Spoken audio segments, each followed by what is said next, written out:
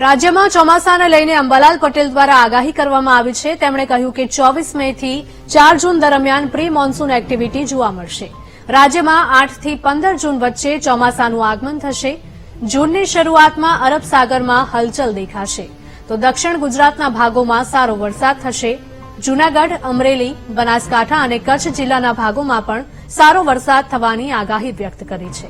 તો ઓગસ્ટ અને સપ્ટેમ્બરમાં સારો વરસાદ થશે। દરિયામાં હવાનું હળવું દબાણ ઉભું થવાની પણ આગાહી આપી છે કે લગભગ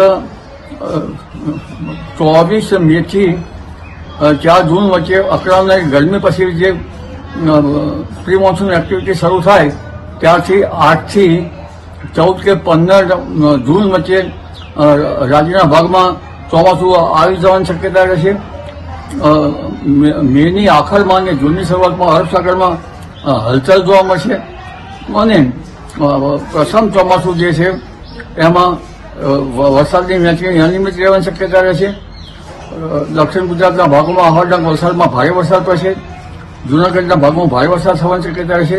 અમરેલીના ભાગોમાં વધુ વરસાદ થવાની શક્યતા રહેશે। બનાસકાંઠાના ભાગોમાં વરસાદ થવાની શક્યતા રહેશે। શરૂઆતના ચોમાસામાં અન્ય ભાગોમાં પણ વરસાદ થવાની શક્યતા રહેશે, પરંતુ વચ્ચે કાચરા નામની જીવાત ત્યારે કોઈ ભાગમાં વરસાદની બ્રેક લાગી જવાની શક્યતા રહેશે। ઓગસ્ટ અને સપ્ટેમ્બરમાં 75 વરસાદ પણ સારો રહેવાની શક્યતા રહેશે। વરસાદ ઓક્ટોબર સુધી થવાની શક્યતા રહેશે। 75 વરસાદમાં દરિયા કિનારામાં હવાના હળવા દબાણ ઉભા થવાની શક્યતા રહેશે। સુરેન્દ્રનગરના લીંબડીમાં ખનન